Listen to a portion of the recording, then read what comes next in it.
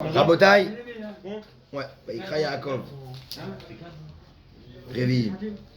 Alors Rabotai, on va commencer avec Rabbi Dan Hatzadik qui est venu malgré les intempéries, malgré la neige, malgré la pluie, malgré Aou. Alors on va commencer le Révi Rabotai. C'est une montée extraordinaire. On a vu hier que Yaakov a béni Eli. Yaakov a béni Ephraim et Ménaché, les deux fils de Yosef, et maintenant il va bénir Rabotai, ses enfants Rabotai. Accrochez-vous, on va voir que sont des brachot. C'est quoi des brachot d'un papa à un fils? Donc on a expliqué hier les brachot de Ephraim et Ménaché. Les enfants de Yosef, Yaakov il a inversé les mains. Michel tout à l'heure. Passez une bonne journée. Yaakov il a inversé les mains. Et malgré cela, la bracha, il est dehors le mec. Et la bracha, elle était bonne. Maintenant passons aux brachot des fils. Vaïkra Yaakov el Banav. Maintenant Yaakov est mourant. Et Yaakov appelle ses enfants. Vaïomer et ils leur disent, et asfou, rassemblez-vous. Ve'agid alachem. Et je vais vous dire, et Asher Yikra etrem ba'harit ayamim. Yaakov est venu à ce moment-là, il est en train de dire à ses enfants, venez vous asseoir. Je vais vous dire ce qui va se passer, ce qui va se passer dans le futur. Il a voulu dire quoi? Il a voulu leur annoncer la date du Mashiach. De chaque Mashiach qu'il va avoir. La date du premier temple, la date du deuxième temple, la date du troisième temple. Il a voulu leur dire, nous, non. Il a voulu leur dire, leur dévoiler la fin des temps. Mais Hachem évidemment l'a coupé. Il lui a dit non, tu diras pas ça. La Shrina s'est enlevée de lui. Il a voulu dévoiler le moment du Mashiach. Il dit Hatzlacha ce soir, à telle heure, 1h30, 1h01. Et il est parti dire autre chose. Maintenant écoutez Rabotai. Ikabetsu, Yaakov dit à ses enfants, il est sur le lit de mort, il va clamser. Il dit à ses enfants, rassemblez-vous. Veshimu bene Yaakov. Écoutez les enfants de Yaakov. Veshimu al Israël avichem. Écoutez Yaakov votre peur. Alors là, Rabotai, comme on l'a vu hier avec Ephraim Ménaché, comme j'ai raconté à Rabbi Aaron, il était content, il croyait qu'il allait gagner. Je veux dire que Yaakov, il a béni Ephraim Ménaché, mais il a inversé la main. Il a béni avec la meilleure bracha Ephraim qui n'est pas l'aîné, donc Aaron, et avec la main gauche, il a béni Ménaché Ishaï. Alors, Yosef a dit, dis-moi, Habibi, je t'ai trompé. Alors, il croyait que comme Yaakov il avait mal aux yeux, il n'a pas vu c'était qui. D'accord, il dit, quel rapport? Je suis très bien au courant qui est Ephraim qui est Ménaché. Mais c'est comme ça que ça passe. Ephraim sera plus grand que Ménaché. Et qu'est-ce qu'on dit là-bas? Yaakov dit à Yosef, si tu bénis les enfants, celui qui bénira ses enfants avec Ephraim Ménaché, il méritera d'être béni. Qu'est-ce qu'on fait nous demandons? Ah, c'est pour ça qu'on dit. Hein? Ça veut dire quoi avec Ephraim et Ménaché? Yesimcha Elohim. Tu es dans religion, je sais pas. Si, bien sûr. La main. Yesimcha Elohim, je place, Hachem, place-toi sur mon enfant, qu'Ephraim qui est Ménaché. Comme Ephraim Ménaché, et bénis-les comme eux. Alors évidemment, tout le monde pose la question, mais en quoi c'est une bénédiction de bénir comme Ephraim Ménaché? Il s'est trompé, entre guillemets. Il a inversé. Alors, tu dis à ton aîné, tu seras pas comme ton moins grand frère, il sera pas comme toi. C'est quoi? C'est béni comme Reuven, comme Shimon, je sais pas comme Ephraim Ménaché. Et tous les bons religieux on le fait. Alors c'est pour t'apprendre qu'en vérité dans la vie, on ne regarde pas l'aspect. On n'a rien à foutre du folklore. Le folklore qui a mis la main à gauche, qui a mis la main à droite, ah moi j'étais dans la queue, j'ai fait la queue dans Papa Salé, je suis arrivé en premier. Hein. C'est moi le premier. Hein. Ça, c'est du tménique. On veut apprendre à nos enfants, c'est du tménique ça. Le folklore, l'aspect, le fait de devancer. Alors oui, il y a un ordre de devancement. Le Bechor, c'est le Bechor. L'aîné, c'est l'aîné. Mais n'aie pas peur. Dans la vie, même si des fois tu vois un truc qui est pas comme il devrait être. Normalement, tu devrais être béni en premier, mais t'es béni en deuxième. Tu t'en fous. Une bracha, c'est une bracha quoi qu'il arrive. Et nous, on veut apprendre à nos enfants. On veut être dans la vie comme ça. On veut éviter le folklore. On s'en fout du folklore. Nous, ce qu'on voit, c'est le concret, la bracha. Pour ça, on bénit nos enfants comme Ephraim Ménaché. Pour que eux comprennent que eux aussi, même si une fois il a béni l'un avant l'autre, ou ça, ou n'importe quel dans la vie peut passer, et qu'on voit qu'on est mis en deuxième position, tu t'en fous. On aurait dû dire ça et ça, voilà.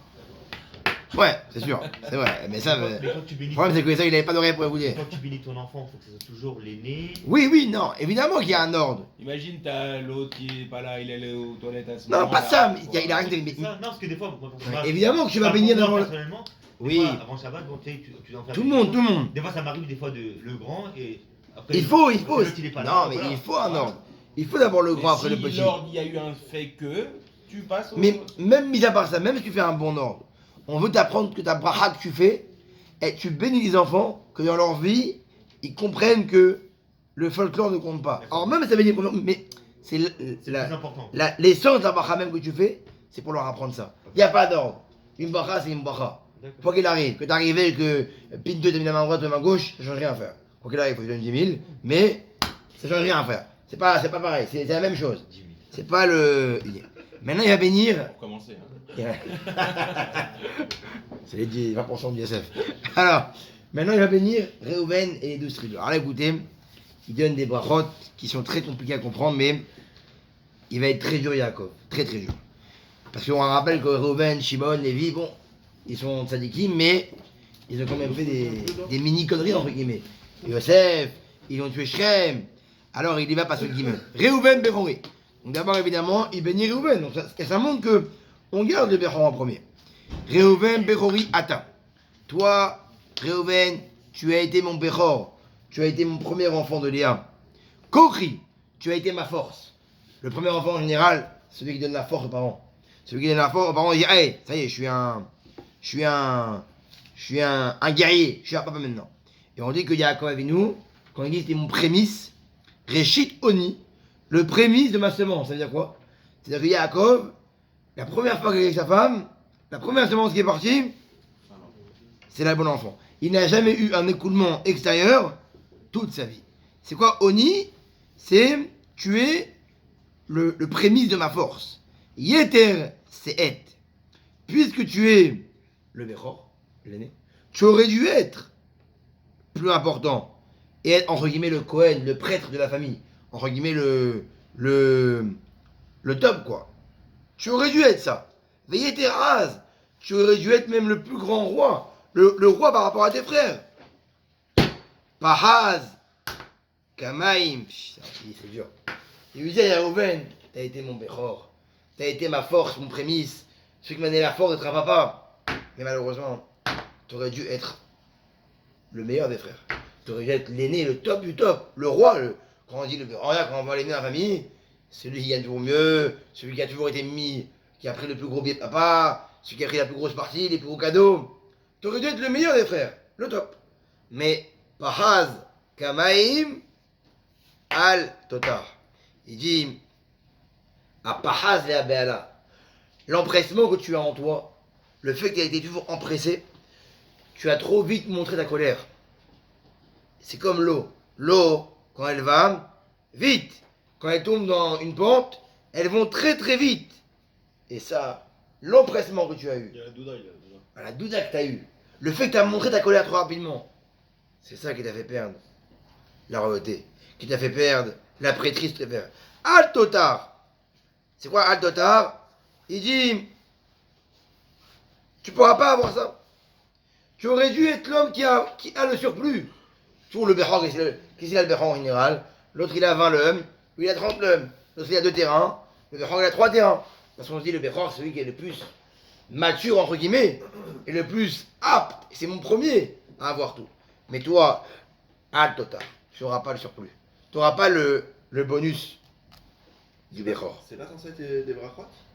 C'est ça. C'est que des reproches. Hein. C'est ça. Allez, il en prend plein. C'est- Ou pas un rond. C'est des barottes de. En fait, c'est des leçons de vie, je pense. Ouais. Je pense qu'il veut lui apprendre. Regarde ce que tu as dans ta vie et apprends pour t'arranger.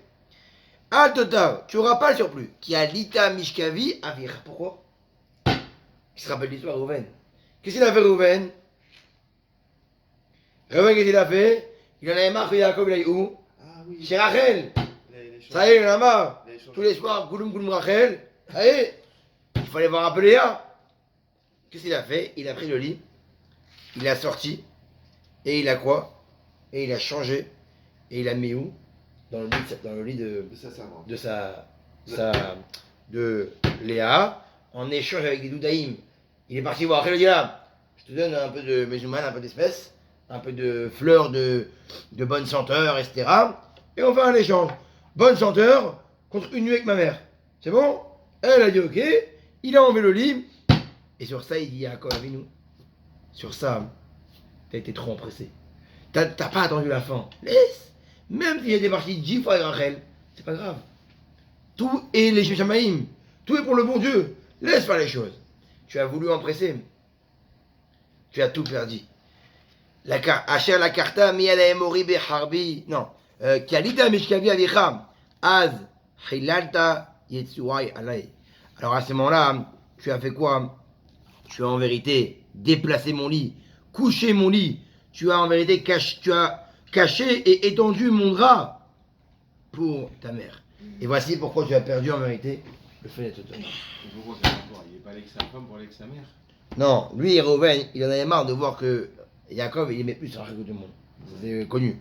Il kiffait plus Rachel, donc il allait souvent Rachel. Et lui, il en avait marre qu'en vérité, Yaakov, il aille trop Rachel. Qu'est-ce qu'il a fait? Il est parti voir Rachel. Il lui a dit voilà. Hein? C'est pas son problème. C'est ça, parce qu'il aimait sûrement sa mère.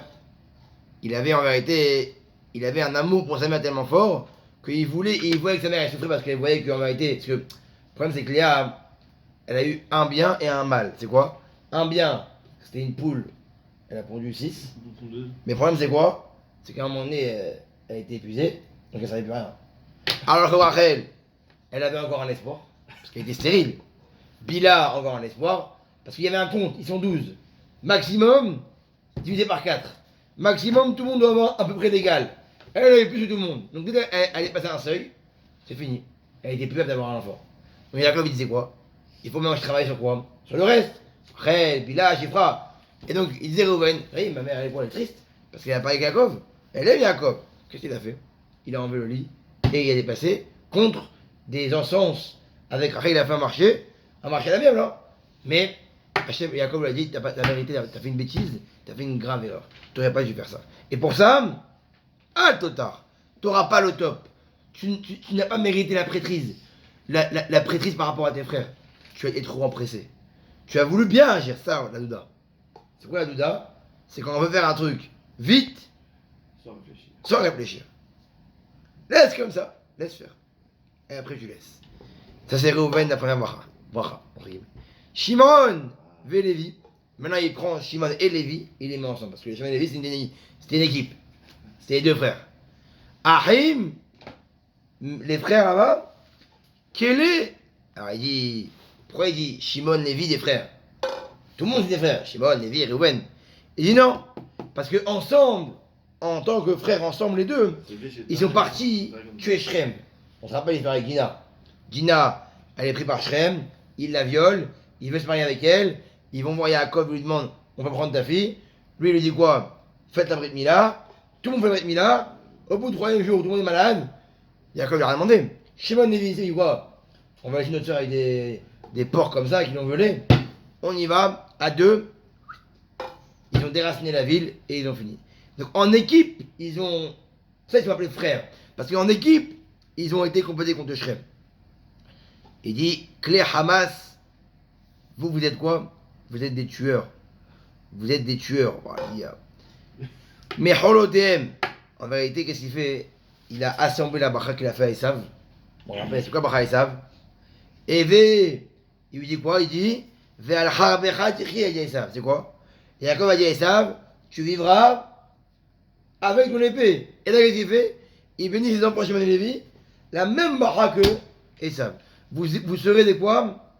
Des gens des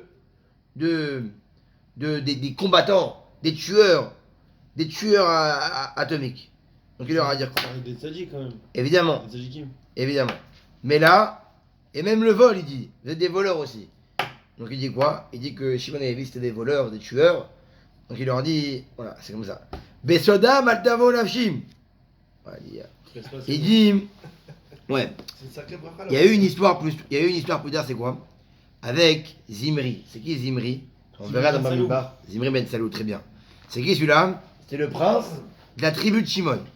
Qu'est-ce qui s'est passé un jour? Ils sont rassemblés, les gens de Shimon, pour amener une femme qui était de Midian à Moshe. Et ils lui ont dit quoi? Cette femme-là, on peut la. Parce que Moshe était marié avec qui? La fille de Yitro, qui était une femme de Midian. Vous voyez comment il s'était rusé. Et on dit quoi? Ah voilà, il y a Roger de Shimon là, il veut se marier avec une Midian. Il peut la prendre ou pas? C'est moutard ou pas? Si tu me dis que c'est assez moutard, hein, mon frère, mais. Si tu me dis que c'est des. Oui, si tu me dis que c'est assourd, mais attends mon frère, t'es marié toi avec quoi? T'es marié toi, Moshe, avec une quoi? Avec une femme Midian. Qui t'a permis à toi? Et donc, il dit à cause de ça, il dit qu'en vérité, il dit que Zimri Ben Salou, il a été méchant avec Moshe. Et qu'on verra que plus tard, en vérité, le chevet de Shimon va être, en vérité, mentionné en mal. Donc il dit, Besodam, al tavolav shibikalam. Toi, on verra aussi quoi? Que Korach. Korach, c'est qui? Tribu de Lévi. Que Korach, tribu de Lévi, lui aussi, ils vont venir chez Moshe Rabbeinu prendre du mal. Al tehad yevoti. Il a dit, c'est ouf, Yaakov il demande en vérité à Shimon et au bon Dieu quoi, que quand il y aura l'histoire de Zimri Ben Salou et de Korach, qu'ils ne disent pas, parce qu'ils auraient pu dire quoi? Korach, fils de un tel, fils de Shimon, fils de Yaakov. Parce que Shimon et Yaakov. Yaakov dit non, moi, je vais pas être dans l'embrouille. Ne mentionnez pas mon nom quand vous ferez l'histoire de Korach. Comment il s'appelle l'autre là? Zimri, pas mon nom. Que Shimon et que Lévi. Moi, je veux pas mon nom. Quel bracha il lui fait, il lui tue, frère. Genre, il lui dit en vérité, je veux pas être assemblé à vous. Ki be'apam arguish. Parce que avec la colère, vous avez tué des gens. Vous avez tué Shrem et Hamor. Et ça, vous avez fait une erreur. Ou Bertonam, Ikhrouchor. Et Shimon et Lévi, qu'ils ont fait? Shimon et Lévi, ils ont voulu, eux, abandonner Yosef. C'est eux vraiment qui ont voulu dire, qui ont dit non, c'est bon, venez, on le tue. Shimon et Lévi, on le tue, c'est pas grave, on le tue. Kapara. On le tue avec nos forces humaines, quoi, c'est très fort. Et parce que vous, avec votre désir, vous avez déraciné comme des taureaux. Arour, Apam, Kiaz. Que votre colère, elle soit maudite, qui rase. C'est beau parce que Yaakov, il est rusé. Il maudit pas Shimon et Lévi. Il maudit les attributs de Shimon et Lévi. Leur colère. Il n'a pas maudit Shimon et Lévi. Il leur fait une bracha à eux. Il leur fait une réprimande. Mais même quand il fait une réprimande, il ne donne pas leur nom. Il dit juste l'attribut. Mais il dit genre, Ve'evratem ki kashta ahalakem be'Yaakov ve'afitzem be'Yaakov. Et puisque vous êtes unis du jour ensemble, on va faire ensemble de vous séparer. Que Lévi, il sera, parce qu'on voit que Lévi, il n'aura pas en vérité une part en Israël. Lévi, il n'aura pas une part en vérité Israël. Pourquoi il a fait ça? Parce qu'il voulait séparer Shimon de Lévi. Donc Shimon il avait une part dans Israël. Mais Lévi, lui, dit quoi? Il était éparpillé. Il était éparpillé. Pour ne pas qu'ils soient ensemble. Ça, c'est Shimon et Lévi. Ça fait 2 fois, hein. Parce que même Yosef, il les a séparés. Exactement. Parce que c'est des gens qui sont très... Ces deux frères, c'est des Bogdanov, frère. Yehuda. Maintenant, on passe à Yehuda. Ah. C'est quel contexte? Donc là, Yehuda, qu'est-ce qu'il arrive? Yehuda... Pourquoi il lui dit à ta? Il lui dit à toi. Pourquoi il dit toi? Bah c'est bon, c'est toi. Parce que là il dit ouais, il dit attends, moi j'arrive après Réhouven, Shimon, Lévi, ils ont pris la torgnole du siècle.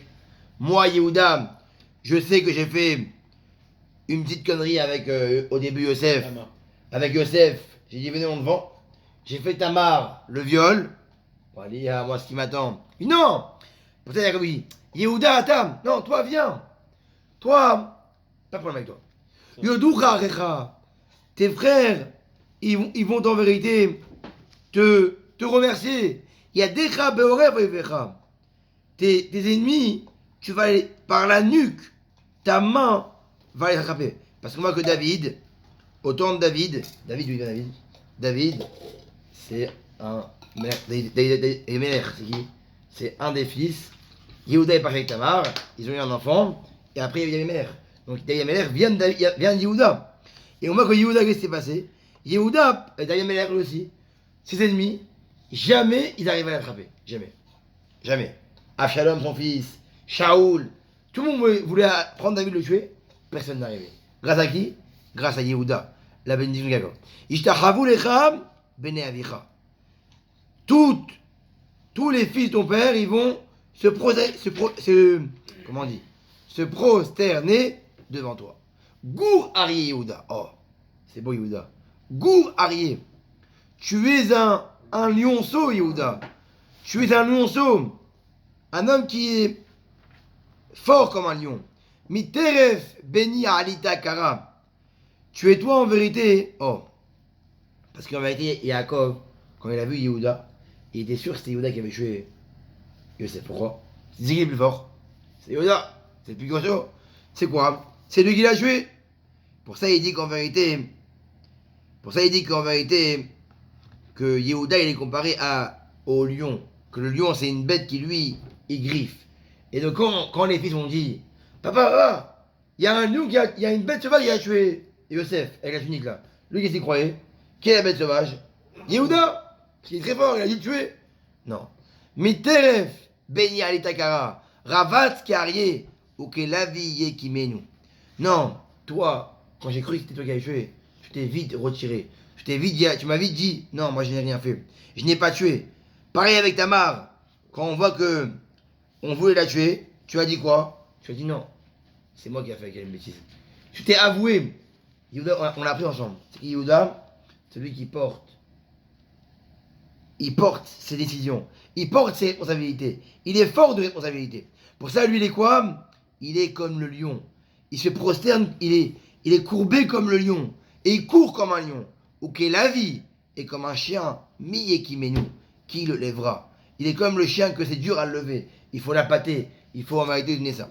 On finit avec ça. Lo Yassur Shevet mi Yehuda. Il n'y aura aucune tribu qui manquera à Yehuda. Ou Mechokek mi Ben Raglav. Et les élèves, les princes d'Israël, ils seront au pied de Yehuda. Ad ki yavo Shilo velo yikat amim. Jusqu'à que Mashiach vienne, Yehuda il sera keat amim. L'endroit où on rassemble les peuples. L'endroit où on rassemble les peuples. Osre la gefeniro, mais la shureka benitano, kibes bayain nevusho, ou peut-être adim shoto. Chachlili enaim yain, ou ben shne mihalav. Ça c'est pour demain. C'est la fin de la Yehuda.